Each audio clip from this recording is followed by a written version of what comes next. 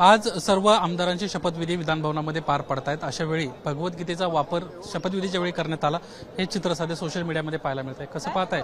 भगवद्गीता शपथविधीच्या वेळी समोर ठेवण्यात आली होती, कसं पाहताय तुम्ही याकडे? काही लोक जे आहे ते ईश्वर साक्षात शपथ घेतात, काही लोक जे आहे ते गांभीर्यपूर्ण शपथ घेतात आणि त्यामुळे मला वाटतं गीता म्हणून त्या ठिकाणी असू शकते भगवद्गीता।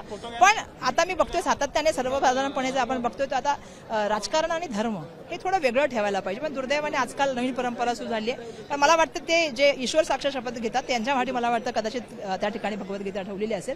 पण मी आता बघते की प्रत्येक गोष्टीला जाती धर्माशी जोडणं, सामाजिक सलोखा दूर करणं ही जी म्हणजे परवाचा सुद्धा मी 5 तारखेचा कार्यक्रम बघितला, त्याच्यामध्ये पण मी जे बघत होते काय चाललं होतं म्हणजे इव्हेंट होता, पण इव्हेंटमध्ये गाणी काय होती?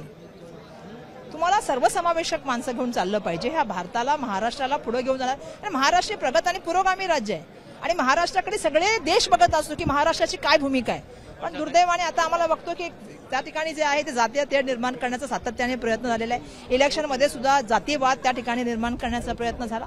दुर्दैव आहे, हे व्हायला नाही पाहिजे। धर्म आपल्या ठिकाणी आहे, राजकारण आपल्या ठिकाणी आहे आणि संविधान आणि विधानमंडळ आपल्या ठिकाणी। पण एकीकडे आपण पाहिलं लोकसभेमध्ये सर्व जे तुमचे खासदार आहेत ते संविधानाची प्रत हातात घेऊन जात होते, यालाच उत्तर कुठेतरी इथं म्हणायचं 100% संविधानाची प्रत। आज सुद्धा माझ्या बहिणीच्या बॅगमध्ये तुम्ही बघाल ना, बघा तुम्ही, आज सुद्धा आम्ही सकाळी इथे येऊन संविधानाची प्रत घेऊन उभे होतो। का? कारण या देशाच्या संविधानाने आम्हाला इथपर्यंत पोहोचण्याचं काम केलेलं आहे। आज वर्षा गायकवाड इथपर्यंत पोहोचलेली आहे, एक महिला असून। आज ज्या वेळेला एमपीएससीला प्रश्न येतो ना की महिलांची प्रजनन क्षमता ही शिक्षणावर अवलंबून आहे का, त्याच वेळी लोकांची मानसिकता समजते।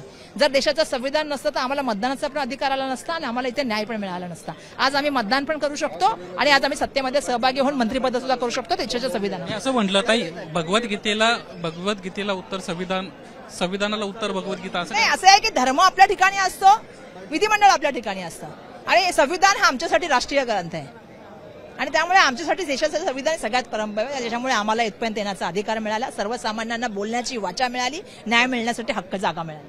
आपण पाहतोय कुठेतरी संविधान महत्वाचं आहे, धर्म एका ठिकाणी आणि संविधान एका ठिकाणी असायला पाहिजे, अशा पद्धतीची एक सडेतोड प्रतिक्रिया वर्षा गायकवाडांनी दिल्याचं पाहायला मिळालं। कॅमेरामन प्रशांत मानेसह निलेश बुधावले, एबीपी माझा, मुंबई। एबीपी माझा, उघडा डोळे बघा नीट।